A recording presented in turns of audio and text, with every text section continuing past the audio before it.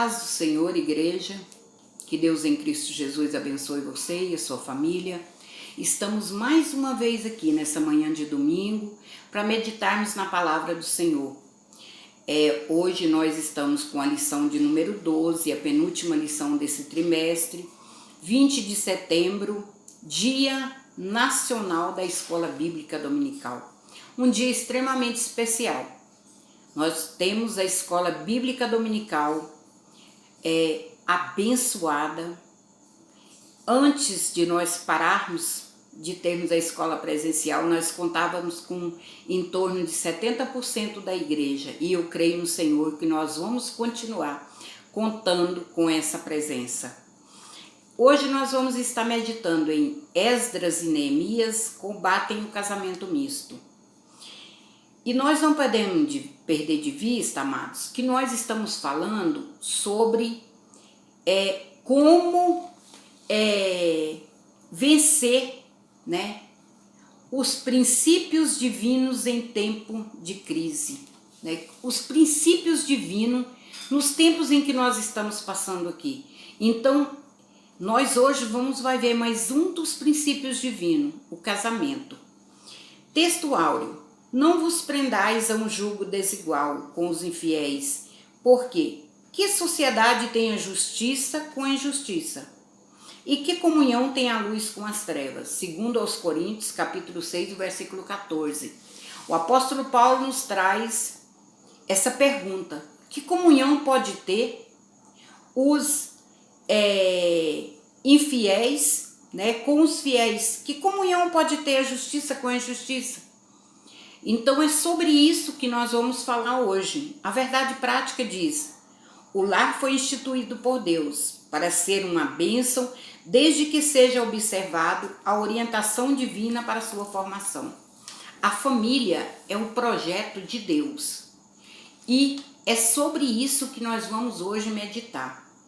A nossa leitura bíblica em classe está em Esdras, capítulo 9, o versículo de 1 a 4, Neemias, capítulo 13, o versículo 23 ao 26, capítulo 9, o versículo de número 38, capítulo 10, o versículo 1, 29 e o 30. A gente sempre fala para vocês, vamos estar lendo os textos bíblicos para que a gente possa estar atualizado na hora da lição. Os nossos objetivos específicos hoje: apresentar o combate de Esdras e Neemias com casamento misto, explicar o porquê de um judeu não poder se casar com uma pagã, aconselhar a respeito do casamento de crentes. Muita gente não quer ouvir esses conselhos mais, nem de pai, nem de mãe, nem de pastor. E o Senhor diz que nós devemos estar atentos, prestar muita atenção, incentivar a espera em Deus. Tudo que você vai fazer, você tem que esperar no Senhor. E para você formar uma família, principalmente, você tem que esperar no Senhor, porque Deus tem o melhor para você. A nossa introdução da nossa revista, ela diz assim: na lei de Deus aparece a ordem: não façais concerto com os moradores da terra, nem tomes das suas filhas para os seus filhos. Êxodo 34, versículo de número 11, vai falar sobre essa determinação de Deus. Desde o início, o Senhor determinou para o povo dele que houvesse uma separação, que para ele queria um povo santo e um povo separado. Então, para que isso acontecesse, tinha que haver uma separação total, ou seja, não poderia haver casamentos entre os judeus, um judeu e uma pagã, ou uma judia e um pagão. Deus havia feito esse alerta para o povo. O porquê de tudo isso, igreja? Nós vamos estar discorrendo sobre isso. Por quê, amados? Porque Deus não faz nada sem que tenha um objetivo. Ele então chorou, rasgou seus vestidos e buscou com profunda dor a ajuda de Deus. reconhecendo que eles, com isto, haviam deixado os mandamentos, violando-os, aparentando com o povo e com as abominações. Olha, quando Esdras, ele descobre que havia ali, inclusive, pessoas levitas que tinham se aparentado, que estavam casados com pessoas que não faziam parte do povo judeu, ele abate sobre a vida dele uma profunda tristeza, porque ele sabia que o povo tinha transgredido contra Deus. Transgredir contra Deus é pecado. E se você faz algo sabendo que está errado, como era o casamento, você já está pecando. No tópico 1, diz assim: Esdras e Neemias combatem o perigo do casamento misto. Olha, quando Esdras chegou ali, Neemias já vinha de um tempo tentando combater esse casamento misto. Já Neemias já vinha trabalhando com o povo nessa situação. Só, amados, que muitas das vezes as pessoas não dão muito ouvido àquilo que nós estamos falando. Em Esdras, no capítulo 9, o versículo 6 e o versículo de número 10, a palavra do Senhor nos disse: E disse, meu Deus, estou confuso e envergonhado para levantar a ti a face, meu Deus, porque as nossas iniquidades se multiplicaram sobre a nossa cabeça e a nossa culpa cresceu até os céus. O versículo de número 10. Agora, ó nosso Deus, que diremos depois disto? Pois deixamos os teus mandamentos. Se havia já um mandamento de Deus, a preocupação de Esdras era que o povo tinha deixado esse mandamento do Senhor e estavam se aparentando com pessoas da terra, com pessoas pagãs, e Deus tinha dito para o povo que não era para fazer daquela maneira. O efeito da atitude de Esdras. O que aconteceu, amado? Agora, pois, façamos concerto com o nosso Deus, de que despediremos todas as mulheres e tudo que é nascido delas, conforme o conselho do Senhor e dos que tremem no mandado do nosso Deus, e faça-se conforme a lei. Esdras, capítulo 10, o versículo de número 3. Disseram a Esdras: Olha, Esdras, este negócio te pertence e nós estamos contigo, esforça-te. Esdras 10, 4. Amado, há uma coisa extremamente importante para que nós possamos estar corrigindo determinadas coisas. Nós não podemos depender só do líder. Nós temos que dizer: olha, façamos verdadeiro conserto. Por quê, amados? Porque não é só uma atitude do líder, mas é uma atitude conjunta de todo o povo. Então, o que acontece? O povo necessitava de estar se consertando. E quando diz: olha, nós vamos despedir, Esdras se levantou e ajuramentou todos que, conforme a palavra de Secanias era um dos que tinham pecado, e se levantou e disse: nós vamos mudar essa situação. Por quê, amado? Nós vamos despedir todas as mulheres e o que delas procedem, ou seja, vamos despedir inclusive os filhos. Amado, parece uma coisa extremamente dolorosa. E como Deus ia requerer isso do povo? Mas eu quero te falar uma coisa. Quando Jesus ele fala para o povo em Mateus 19, o versículo de número 29, Mateus 19, o versículo de número 29, a palavra do Senhor é muito clara com respeito a isso. Mateus 19, o versículo de número 29, nós vamos estar lendo na palavra do Senhor. Por que, amados? Porque nós sabemos, quando nós pensamos que há uma tremenda crueldade em despedir aquelas mulheres, a palavra do Senhor nos alerta para aquilo que Jesus havia orientado o povo, os discípulos, quando ele disse assim: olha, E todo aquele que tiver deixado casas, ou irmãos, ou irmãs, ou pai, ou mãe, ou mulher, ou filhos ou campos, por causa do meu nome, receberá muitas vezes mais, 100 vezes mais, e herdará a vida eterna. Então, amado, tudo faz parte de renúncia. Quando Jesus fala aqui, ele está dizendo o seguinte: você tem que me amar mais do que você ama qualquer coisa. E nós achamos que o povo não deveria fazer aquilo que Deus estava ordenando. Com certeza que tinha. Por quê?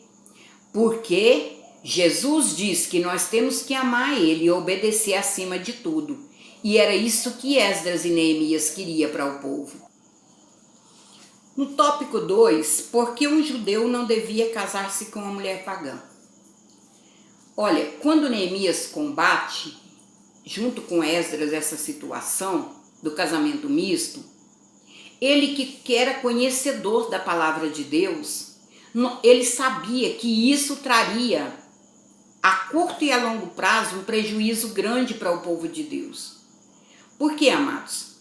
Porque na palavra de Deus diz que a história de Israel registra vários exemplos dessas consequências. E a mais conhecida nossa é a de Salomão, que foi um rei a quem Deus deu muita sabedoria, muito entendimento. A palavra do Senhor nos diz que a Salomão Deus deu uma sabedoria tão grande que ele conhecia do musgo ao mais alto cedro do Líbano. Em tudo isso para ilustrar a sabedoria de Salomão. Mas aquele homem, ao mesmo tempo que ele foi extremamente sábio, ele começou a não obedecer aquilo que o Senhor tinha falado. Não contrair matrimônios com mulheres estranhas. E diz que Salomão chegou a ter 700 esposas e 300 concubinas. Porque naquele tempo era costume usual, quando você fazia aliança com uma nação, você selava essa aliança fazendo um casamento. Para você ter ideia do quanto Salomão saiu do propósito de Deus, que ele começou a fazer aliança com o povo da terra. E com o povo ele contraiu tanto uma obrigação quanto ele tinha direitos. E essas mulheres pagãs que Salomão trouxe para Israel fez com que ele pecasse, porque diz que ele começou a seguir os deuses das mulheres que ele trouxe. Também Acabe. Acabe era rei de Israel. E ele, numa aliança do pai dele, ele contraiu um matrimônio com uma mulher chamada Jezabel, uma mulher pagã, que chegou e perverteu a Israel, fez ali vários profetas, sacerdotes de Baal, de Acera, que nós vamos conhecer essa história quando Elias entra para combater esses profetas. E essa mulher, ela foi perseguidora dos profetas de Deus. Diz que Obadias, ele um servo de Deus, ele escondeu 100 profetas, colocou de 50 em 50 num lugar muito pequeno, escondendo eles da fúria dessa mulher pagã chamada Jezabel. Amado, o que acontece? Os exemplos que nós temos na palavra de Deus tem que fazer com que a gente fuja dessas situações, fuja de desobedecer aquilo que o Senhor tem para nós. No tópico de número 3 diz a sobrevivência do povo judeu. O que acontece? Existem judeus até os dias de hoje porque, embora espalhado por quase todos os países do mundo, não se misturaram com os povos dos meios o qual passaram a viver. Por que o povo judeu até hoje existe? É um milagre, porque o que acontece, amado? Eles foram espalhados por todas as nações, Só que eles sempre mantiveram o cuidado de estar observando os mandamentos do Senhor. Um judeu jamais se casaria com uma mulher gentílica, uma pagã, porque os deuses são diferentes. Ela poderia corromper a adoração que ele tinha ao único Deus, o Deus Todo-Poderoso. Por isso, mesmo espalhado pelo mundo, na Segunda Grande Guerra Mundial, diz que houve um extermínio de 6 milhões de judeus. Eles foram perseguidos pela diferença. Como era conhecido um judeu alemão? Um judeu alemão era um alemão, um judeu que nasceu na Alemanha, que nasceu na Polônia, que nasceu na Rússia. Um judeu era conhecido pelo seu costume, pela diferença que eles faziam, inclusive da alimentação. E eles procuravam casar sempre no meio da parentela deles. E para isso, amado, nós vemos o grande milagre que foi a preservação do povo judeu até os dias de hoje. Por quê? Porque eles se mantiveram separados dos povos para onde eles iam. Eles tinham as comunidades deles, a alimentação diferenciada, os costumes, as vestes, eles eram diferenciados em tudo. Por isso que houve um grande milagre. Você quer, meu amado, para você a sobrevivência, para você nesse mundo tão difícil sobreviver, mantenha-se separado, santo para Deus, porque é isso que Ele quer de cada um de nós. A palavra do Senhor diz: sede santos, como eu, vosso Deus, sou santo. Eu sou separado. Eu tenho um compromisso com Deus. Então eu não vou de maneira nenhuma estar transgredindo aquilo que Deus deixou para mim. Tópico 4. Uma palavra final sobre o casamento dos crentes. A maior bênção que Deus deu à humanidade foi o envio de Jesus Cristo para ser o Salvador do mundo. Mas no sentido material, a maior bênção que Deus dá ao ser humano é o casamento. A palavra do Senhor, em Eclesiastes 9:9, diz assim: goza a vida com a mulher que amas todos os dias de tua vida fugaz, os quais Deus te deu debaixo do sol, porque esta é a tua porção nesta vida, pelo trabalho com que te afadigas debaixo do sol. Então, o que Deus diz? Que é a tua parte, que é o melhor que você tem aqui, é a tua família. Aqui diz a tua mulher, mas é a tua família, é o melhor que Deus te deu. A maior bênção que nós temos foi o envio de Jesus Cristo para morrer pelos nossos pecados. Mas falando em vida e vida com abundância, no gozo que Deus tem nos dado, nós encontramos aqui quando o Senhor diz que quando você vive uma vida de harmonia com a tua família, diz que isto é o que Deus te conservou como um prêmio para você nessa vida que é tão rápida e tão passageira. É a maior bênção que o Senhor nos deu, foi a nossa família. E o apóstolo Paulo, em 1 Coríntios, no capítulo 7, o versículo 39, ele diz: e fica livre para casar com quem quiser, contanto que seja no Senhor. Ou seja, o que o apóstolo Paulo quer dizer é que essa bênção que Deus concedeu para nós, essa bênção de termos um casamento, uma família, ela tem que ser no Senhor.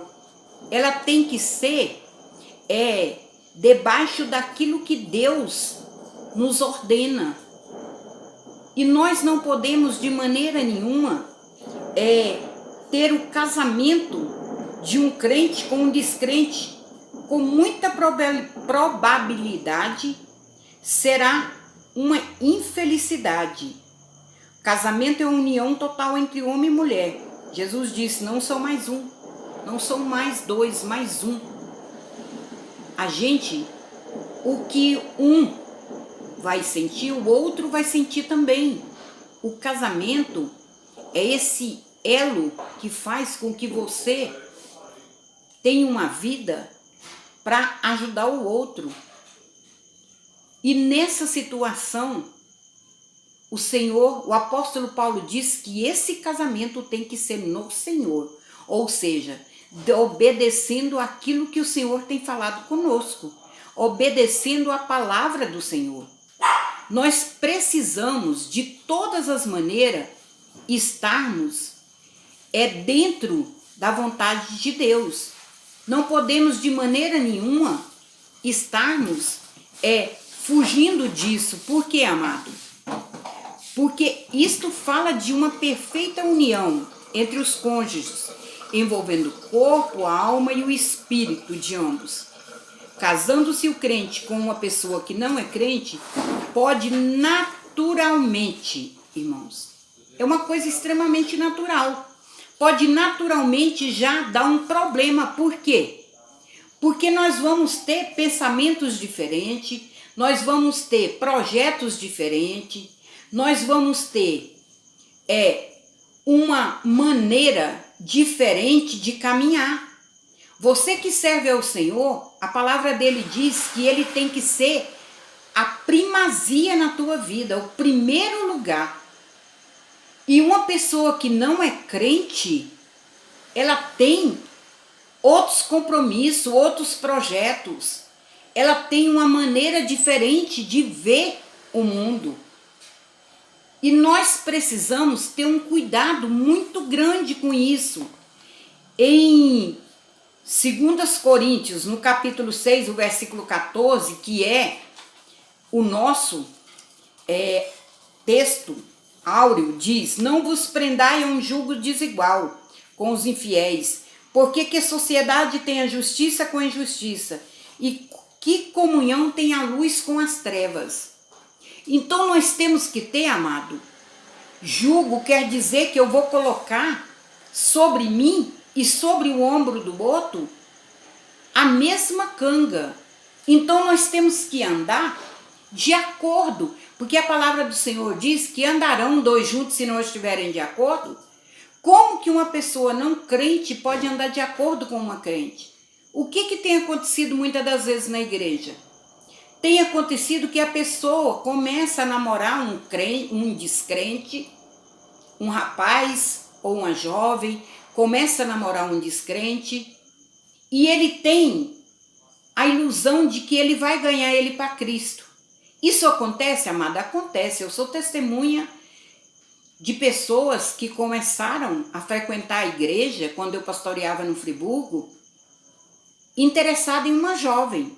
E a mãe dela impôs uma condição: para namorar com a minha filha tem que ser crente. Amada, e ele ficou na igreja. E todo mundo dizia: não, ele só vai ficar porque ele está afim da menina. Realmente, ele estava afim dela. Ele se casou com ela, eu acho que já tem em torno de uns 16 anos. Tem uma família linda, ele é evangelista, ela é missionária hoje. Mas não são essas histórias lindas que é a maioria, não. Essa é uma minoria de história bonita.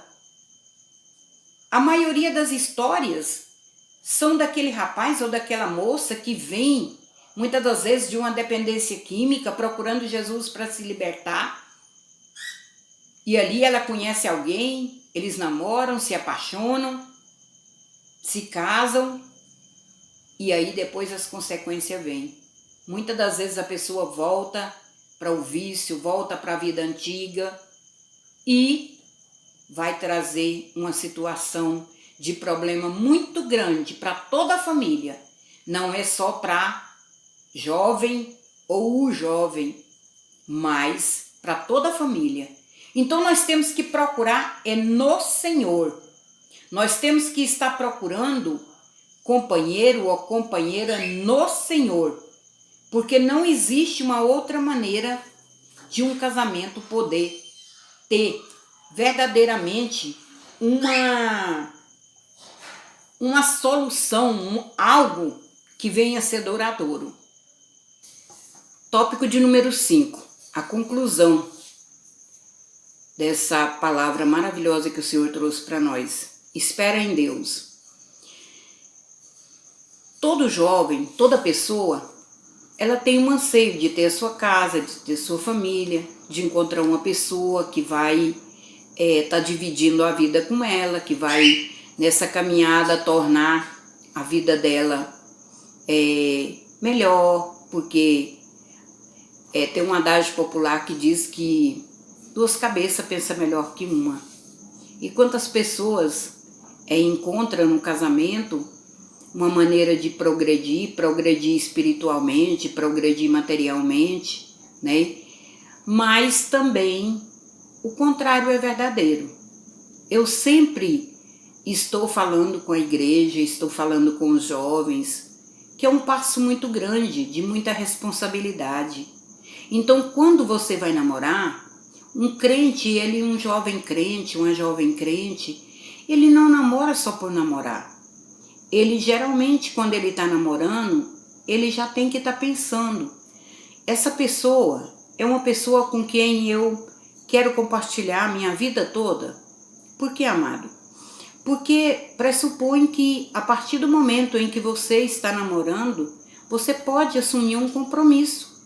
Assumir um compromisso sério. É por isso que você tem que orar. Quando você encontra uma pessoa, você tem que orar, você tem que perguntar para Deus. Porque quantos namoros se tornaram em armadilha para jovens na igreja, tiraram um jovem da igreja, entrou o desânimo.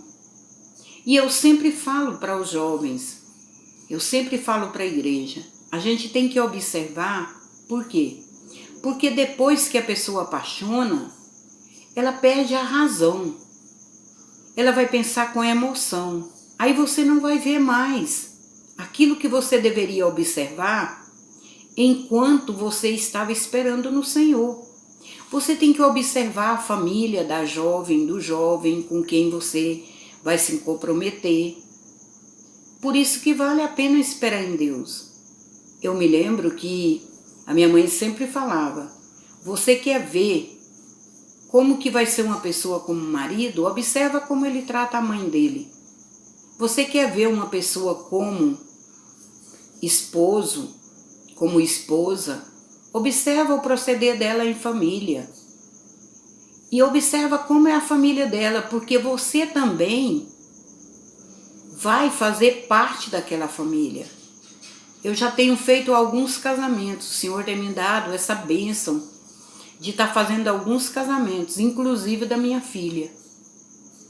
Mas uma das coisas que eu sempre procuro chamar a atenção numa ministração de uma cerimônia de casamento é aquilo que Ruth fala. Onde você for, eu vou. O teu Deus é o meu Deus. A tua família é a minha família. Porque a partir do momento, jovem, em que você, igreja, em que você se compromete com uma pessoa, a família dela vai passar a ser a sua família. E você tem que observar.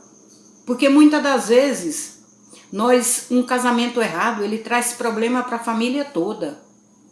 Por quê? Porque nós temos um costume na nossa família. A nossa família é acostumada de uma maneira. De repente entra uma pessoa que é totalmente diferente. E ela é sua família. Você vai ter que conviver com ela. Então você tem que esperar no Senhor. Porque um relacionamento errado pode trazer desgosto para uma família toda. E em seguida para os filhos. A labuta que Esdras e Neemias tinham é porque aquele povo ali que estava casando com mulheres estranhas, com homens estranhos de outras nacionalidades, o que Esdras e Neemias observou foi que eles não falavam nem judaico. Eles falavam meio asdodita, ou seja, falava a língua daquela outra nação de onde eles vieram.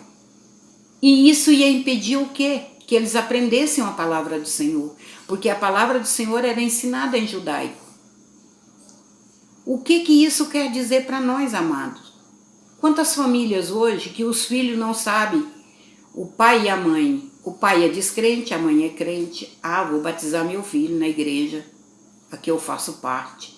Não, eu vou levar para apresentar na minha igreja. Como que nós vamos ensinar uma criança o caminho em que se deve andar se nós mesmos não sabemos? Se nós pegamos um peso, um jugo desigual?